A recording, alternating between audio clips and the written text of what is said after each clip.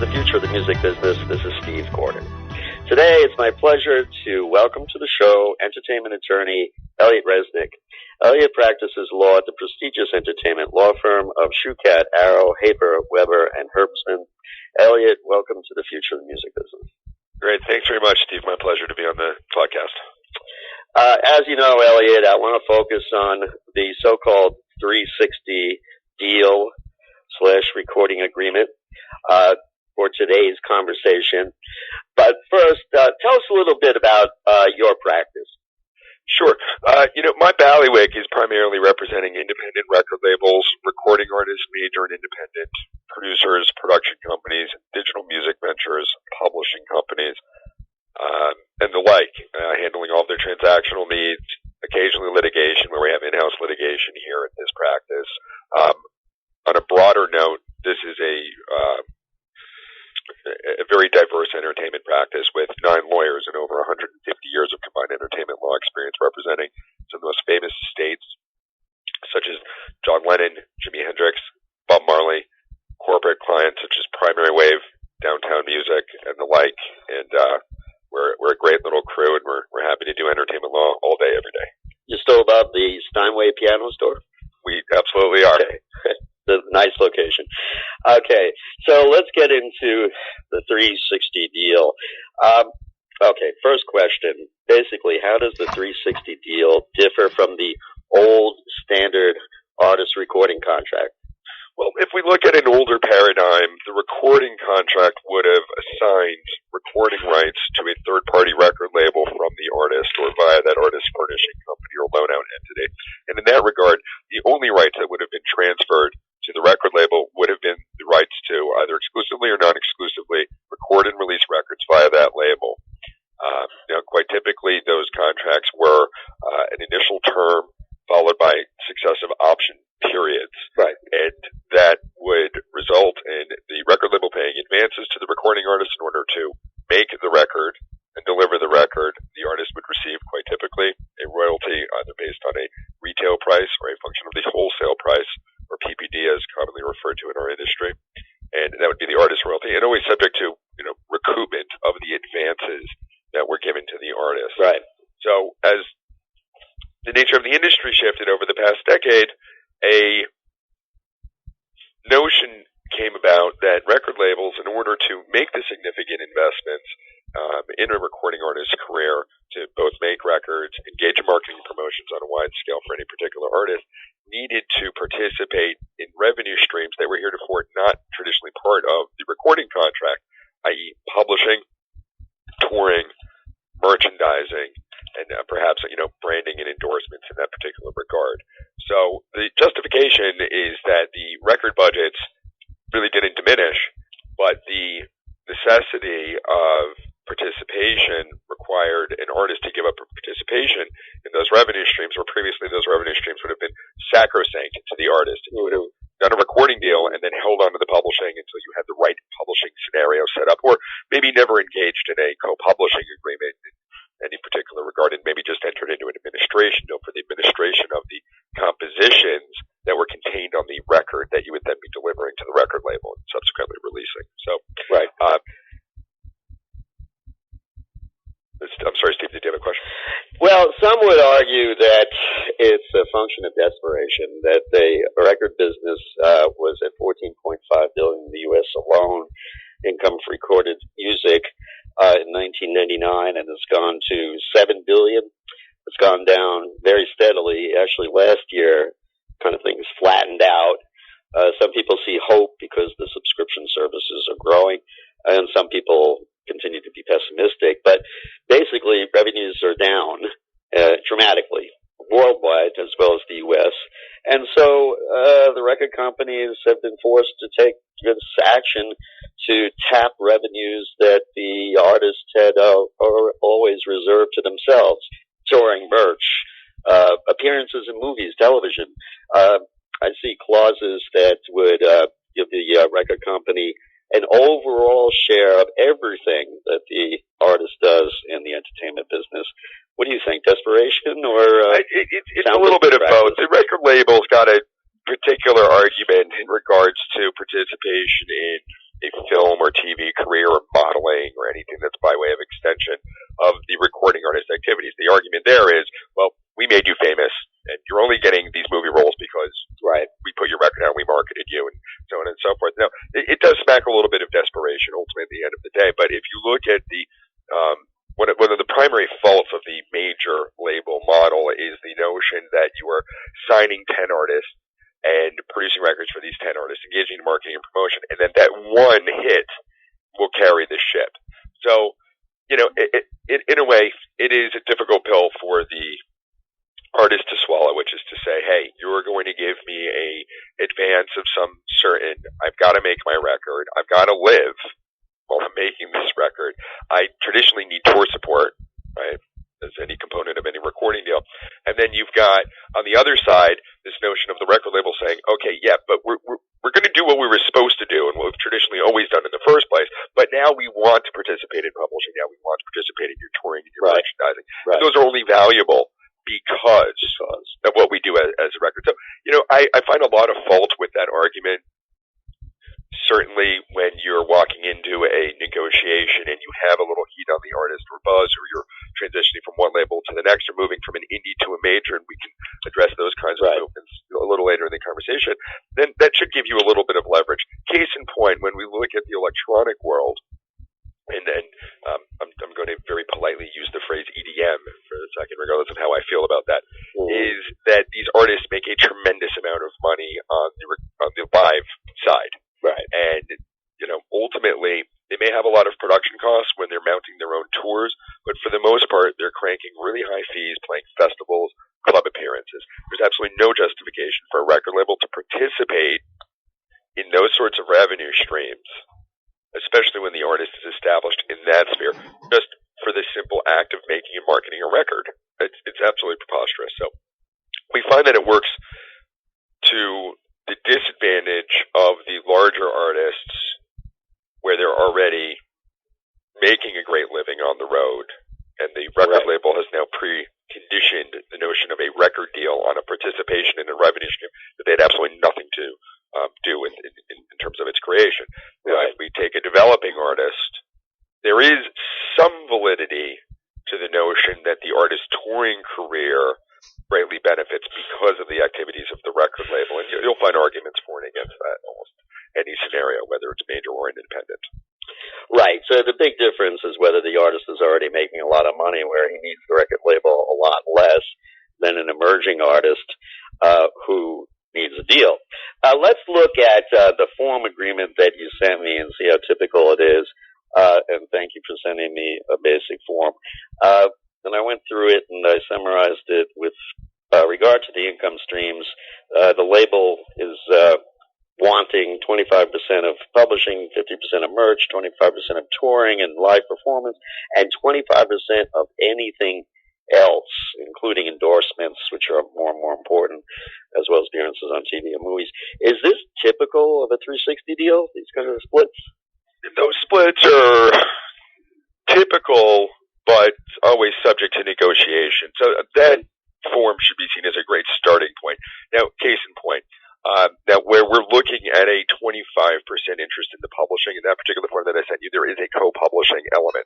So we can make a distinction between a passive and active participation in these ancillary revenue streams, ancillary to record royalties or record revenue. So the true nature of a co-publishing deal, as you know, is I'm selling you half of my copyright. You are paying me hopefully a nice advance, and you will co-own this copyright with me. And in most instances, as you know, the publisher will wind up administering the artist or writer's retained half of that particular composition.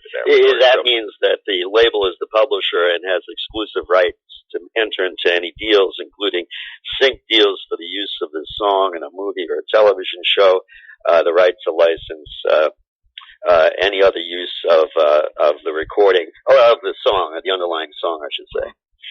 So that the label... Well, we'll find that the record label or its sister publishing company... Yeah. Because you would have to set up a separate designee of the performing rights societies in which to address these copyrights and the compositions. But that's the true nature of a co-pub. So, in that regard, that's the same as doing a contract with a major label and then doing a co-publishing deal with that major label's associated publishing entity, and we might look at Universal and Universal Music Publishing, or Sony and Sony ATV, and Warner Brothers, Warner Chappell, and Atlantic and Warner Chappell.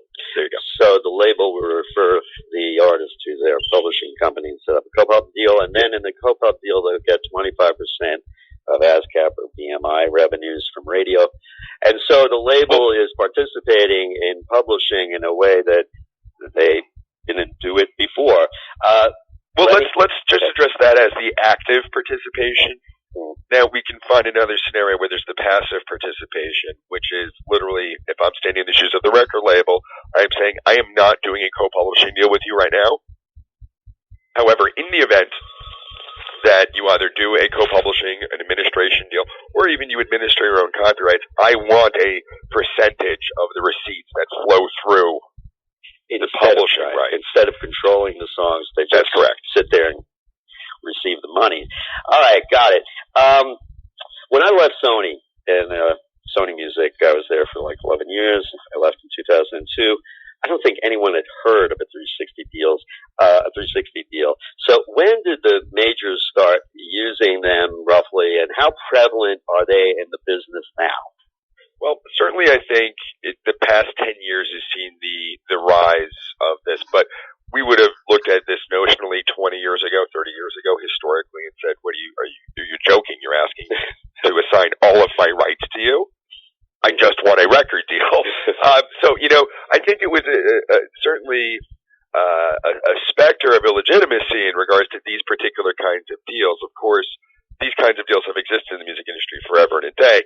This is almost precisely what a production deal winds up looking like, which is wrapping up all of these rights into one particular party in the hope that they'll be able to push their career forward, perhaps go to another record label, and so on and so forth. But, certainly it is prevalent right now. Now, let's look at a scenario where you've got leverage in the marketplace, or you have a great buzz on a particular artist. You can leverage these particular facts as to avoid certain scenarios, certain rates, so on and so forth. On the other hand, sometimes the publishing deal might come before the record deal, and therefore the publishing rights are already spoken for. And what the label will at that point try to do is get a passive participation in that. So it's become de rigueur, and, it is a boogeyman of sorts for any artists who are, coming up and saying, I want a record deal, but I'm going to wind up assigning all my rights to one particular party.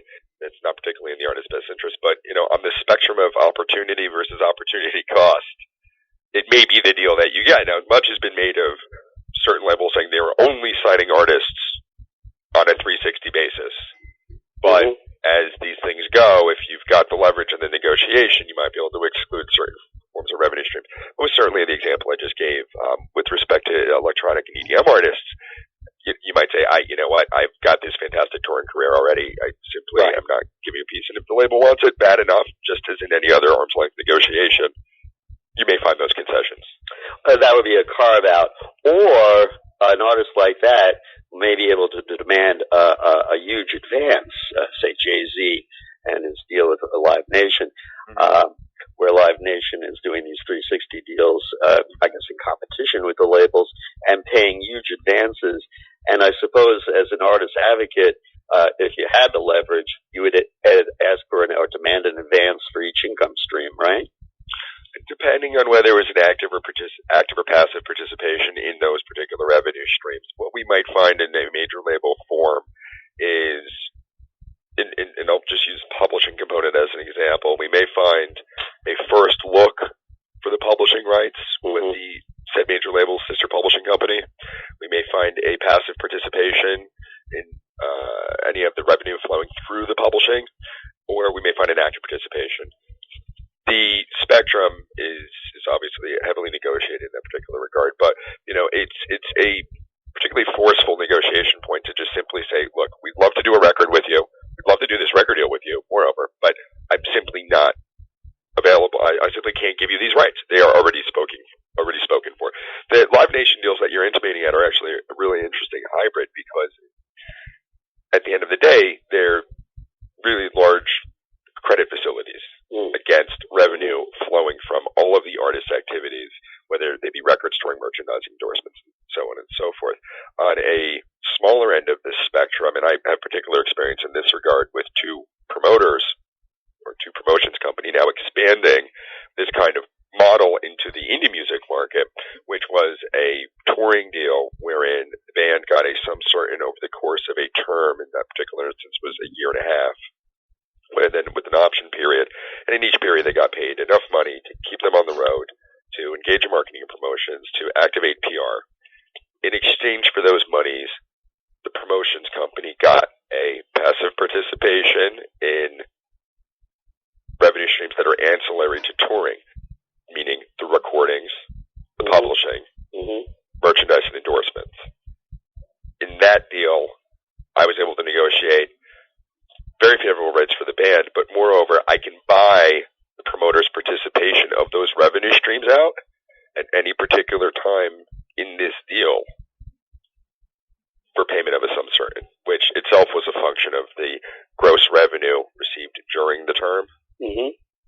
And was this with one of those 360 labels which have emerged as small companies kind of operating in competition with the majors that provide a 360, provide enough money to people for the artists to live on, provide tour support, and in exchange want a percentage of revenues, like usually 50%.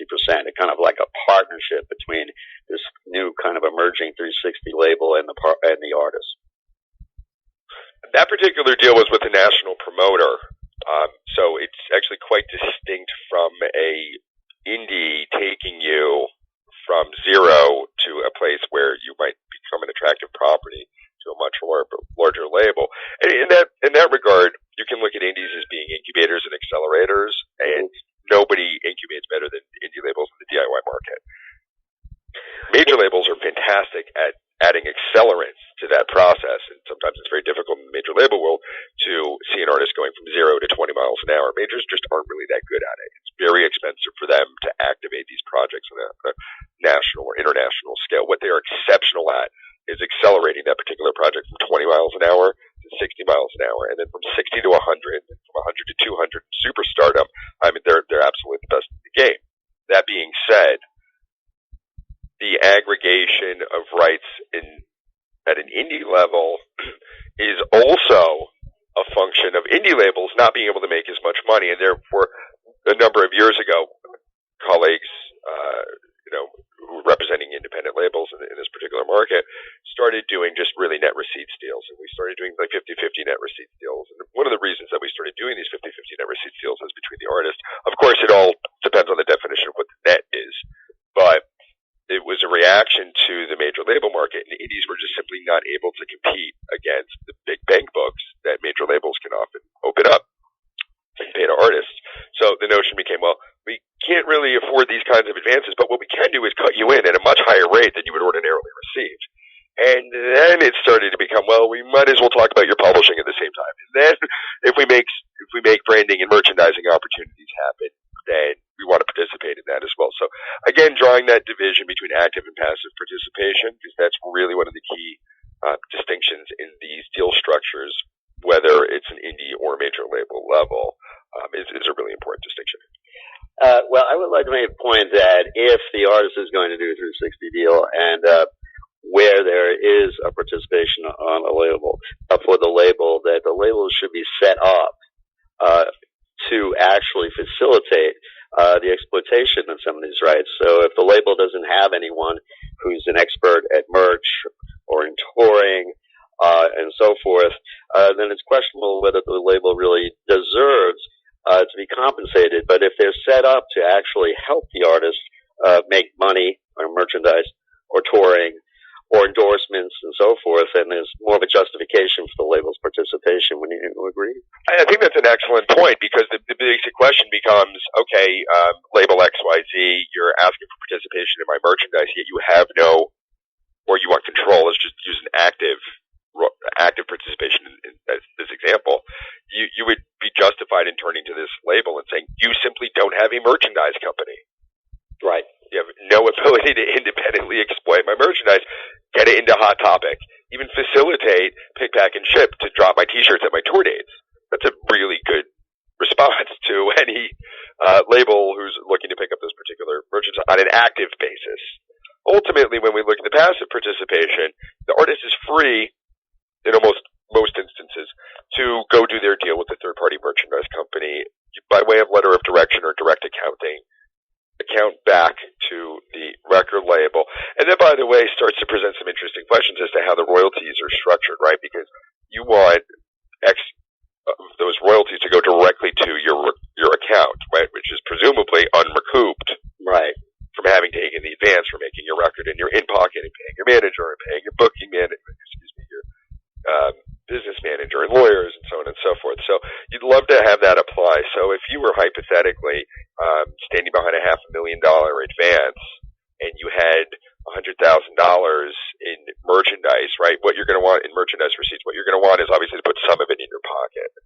Right, and that brings up the concept of cross-collateralization, which is something that you have to negotiate so that there is no crossing, so that they can't apply the negative balance on your production costs to your merch income, because then you might never see any money at all. Yeah, absolutely, and even more to the point, the label may in particular say, out of the hypothetical 10% of your merchandise receipts that you're paying us, we're going to keep X percent for our own account.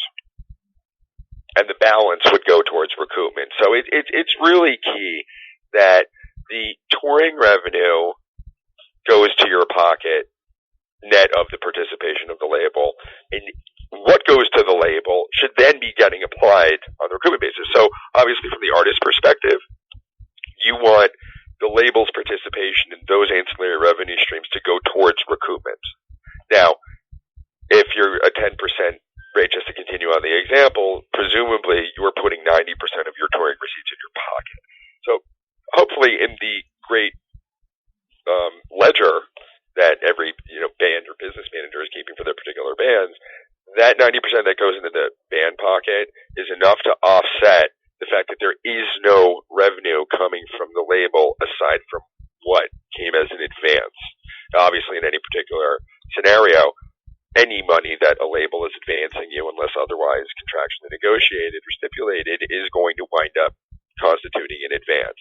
So you're always in this position of having to feed the beast, because all you're doing is feeding your recording habit from the receipts that are supposed to be going into your pocket. So it's very tricky, but it must be thoroughly negotiated.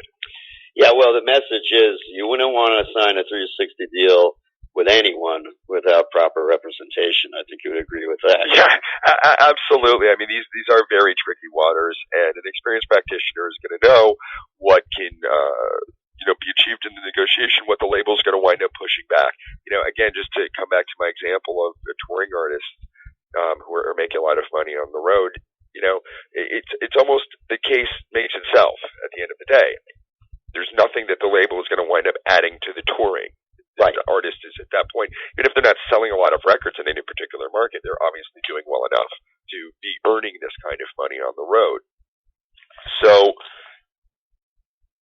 a unseasoned attorney might see this as, this is de rigueur. And that's one of the dangerous things that's happening. And I was having a conversation with a colleague not that long ago, and we were talking about this particular point, and we started to ask the question of, how did we get here? And how is it that now everybody is accepting that a 360 is something to be accepted, negotiated, but something to be conceptually accepted by the legal community and the management community, as the parties were primarily representing artists in the negotiation labels? And the short answer to this question is it's lawyers who have allowed this to become as pervasive as it has over the past decade.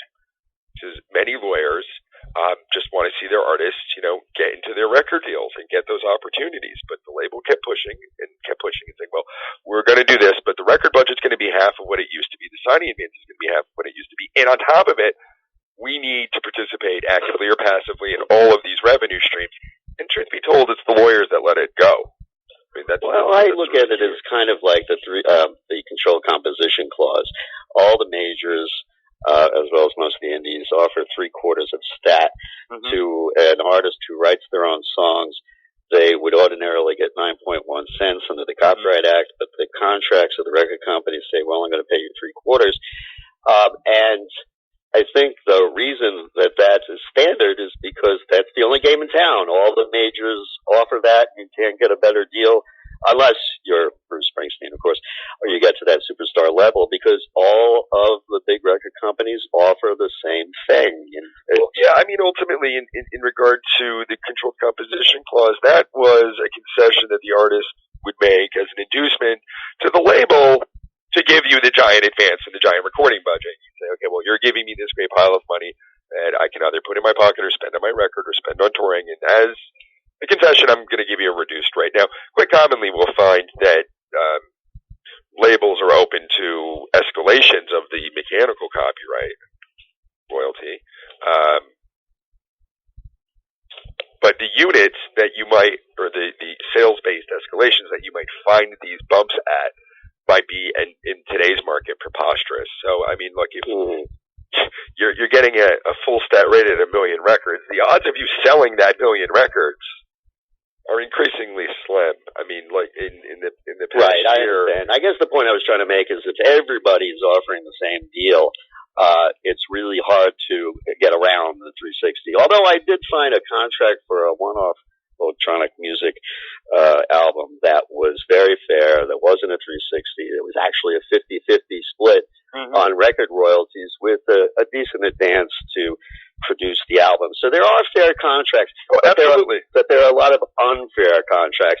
And I think what the artist has to understand, if he gets a deal and it's a 360 deal and there's no advance and the record company is getting 25 to 50% of everything, you got to stop in your tracks and think, do I really need a deal this much? And if there's no guarantee that this indie record company, and I see these form contracts all the time, is going to do anything for me, I don't think I should sign this a deal immediately.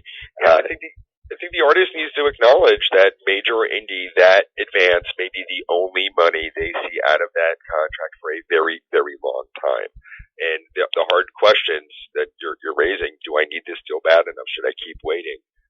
All relate to an artist's career cycle, arc, if you will, and where they are in that particular time. If you can afford to wait, then you can afford to wait. Obviously, if you're a YouTube sensation and you're walking into some situation with a leverage, then you might be able to find yourself in a particular rate. But, some people are willing to, grab the ring, as it were, and take that gamble on other artists. Again, lots of people doing really fair and ordinary contracts. There is still very much a traditional recording contract that's very much alive and works in certain scenarios, more so in the indie world, right? Which is just well, when I have labels come in, I say, do you want to do the fair contract with the artist or the unfair contract?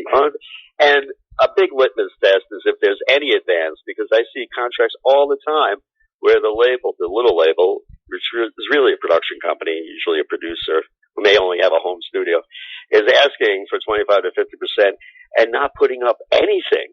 And the artist is expected to do the album or the record or the EP by himself on his own and pay for it, and then give the album to the little record company. And the little record company is basically, taking a bet that if this artist emerges as successful, because there's always going to be a clause in the production contract that says we can also enter into a major label deal, in which case we'll split everything 50-50, and then they have a big payday. But if that doesn't happen, then they don't lose any money. So I see those contracts all the time, and they're offered to artists who don't have much money. And so I guess the question becomes, what do you do when you get a call from an artist who says, oh, I have a record deal, can you review it? But I don't have much money. Yeah, that's a tough one. I just was referred a client as extraordinarily talented and was offered one of these very, very shaky deals, right. No money up front, 360 to the max. And I told her to either walk, out of the scenario and say thanks but no thanks, or let's see if we can negotiate it. So, frankly, what I did on redraft was stick in a number that represented a healthy recording budget for what this artist needed and an in-pocket advance, which is to say to this company that wanted to pick up all of the rights, and this artist in particular didn't have much of a recording career, but is doing very, very well live.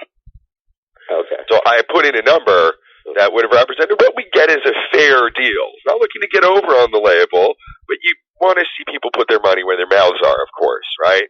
And I knew the minute I sent the draft, what would come back is, hey, we really can't do it. You can't or you won't because you don't have the money, because all you were looking to do was to tie up the artist for a year and a half on the hopes that you were going to introduce her to somebody who would then give her a deal so she'd have two hands in her pockets. So it was one of those scenarios. And ultimately, this label wasn't even represented by counsel. I was just like, look, guys, you're not going to get this artist for a year and a half to do nothing on the chance that you're going to introduce her to somebody that I probably already know. And it happens all the time. And I like to point out that to those artists in the audience who don't have the funds, and you got to understand, entertainment lawyers have to make a living like everybody else, usually charged by the hour. Sometimes we'll charge a percentage if there's an advance, but if there's no advance and you don't have any money, then it's difficult for everyone. There is a resource. It's Volunteer Lawyers for the Arts. You can Google it. They have offices all around the country, and they will take matters, transactional work, and do it for almost nothing. If you have to use them, they are there. Let's see. I want to talk about one other wrinkle in this system of 360 deals, which is if an artist has a manager who's already taking 20%, which is the average commission, then if the label is taking, say, 25 to 50%, that the artist comes away with like 30%. I mean, it's a very awkward situation. Will the manager ever reduce or somehow accommodate the artist who wants to enter into a 360 deal, or how do you deal with that issue? That's also a good question. We can, inside the management contract, contemplate these kinds of scenarios and do split commission rates. So there'd be one commission rate that applies to record sales, there'd be another commission rate that applies to live, maybe a third or fourth that applies to branding and endorsements and merchandising. We may find a concession from the manager where they're standing behind what the label's participation is as opposed to being on the gross.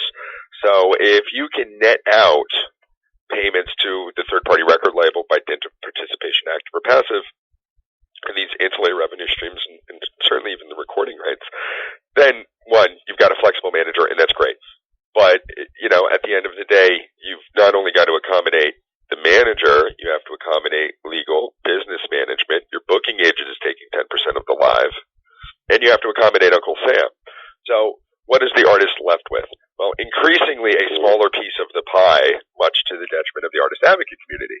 And if this is what an artist wants to do to get a shot at the brass ring, the artist is going to make that decision because, look, at the end of the day, you're going to know in a year and a half if you make a record comes out, it's working or it's not. So some of these questions wind up becoming moot points because 100% of nothing is still nothing, right? So, right. Well, sometimes nothing is better than locking yourself into a contract with 5 option periods where the record company doesn't really have to do anything, or if it has to release, the release commitment is so weak that all they have to do is put it in TuneCore for iTunes, and it counts as a release. So that's a great point. They just wind up putting it out on digital, and there's no marketing or promotion. You find this notion reflected in modern publishing contracts, because when you're doing a co-publishing deal with any major publisher at this point, only those compositions that are part of your minimum delivery and release commitment are actually supported by a marketing campaign, and we'll find language that's typically supported by a marketing campaign as label would engage for artists of a similar stature. Mm-hmm. So the publisher won't even accept what is a soft release to count towards your commitment. To the point, I'm doing one right now, and I was really surprised to find this language, that in respect of certain formats, the format had to have X amount of the overall market. So that kind of begged the question as to what percentage of the overall market did streaming constitute? Yeah. And would an exclusive at Spotify count towards delivery and commitment? These are all really interesting questions. And Steve, as you know, since you're a seasoned practitioner, sometimes we make these rules up as we go along. Well, it's a dangerous world out there. I got a deal for a producer who also composes music with a major publisher for 4 songs for $150,000. That was great, but what do you mean by 4 songs? First of all, he only co-writes, so so he's got 8. And they all had to be released by major record companies. So what counts as a major record company, and so forth. So that 4 songs, 150,000 was a lot less attractive when you read the contract more carefully, which gets us back to the necessity of having seasoned counsel work with you, especially in this day and age where the 360 deal is now the prevalent model. And one of the messages I think I'm getting from you is if an artist can go out and actually make a living and tour and actually, like the DJs who are in digital dance music do, make a lot of money on their own first, then their leverage will be a lot greater in negotiating an appropriate deal with a label. Sure, absolutely. And you can draw that analogy further to indie bands who do very well in the sync market. Mm-hmm. Some of my clients who are independent acts and either self-releasing their records or through smaller indies on a case-by-case basis or release-by-release basis, some of these bands are cranking 6 figures in synchronizations alone. Again, another argument to say, we're already doing this. Right. Very little you were going to wind up adding with your overworked sync department trying to pitch 100 different tracks for the same Chevy ad or something like this. I love working with independent licensing agents in this regard because it helps me drive revenue to the band. It helps keep the story going, both in press and from a marketing perspective as seen in the show or as seen on the Apple ad or so on and so forth. So by the time we actually get a record deal, and in this day and age you really can walk around looking for record deals, but we all know that the best record deal is the one they asked you if you're interested. Right. As Tom Silverman said to me when I asked if there were any more open slots at the music seminar for bands to perform, he said yes, but don't tell them to come to us. If we like them, we'll know about them already. Yeah, absolutely. Well, Steve, you know that old saw about knocking on a door and asking for $1, you'll get 50 cents. Somebody comes to your door and offers you $1, ask for 2. Those are nice phone calls to get, but trust me, we all spend our time saying, hey, this band should really do it. And the less leverage you are, obviously, the less likely that you're going to get a good deal. Well, on that note, I guess we'll wrap it up. Elliot, would you like to give us any parting shots about the 360 deals? Less 360 deals from labels for artists who need the money to live and tour. And you guys focus, if you're a label, focus on selling loads of records, focus less on what other companies who are in that same area are doing. Let publishers publish, let merchandisers merchandise, and let touring companies tour. Gotta let the artists survive. That's really my parting shot here. But, I'm one man in a forest, and, hopefully, other people start shouting it from the mountaintop too. We'd like to see the economics change. Excellent. Elliot, thank you for your time, and thank you for being our guest today on the Future of the Music. Good luck to you and the firm. Great. Thanks very much, Steve. That's your way.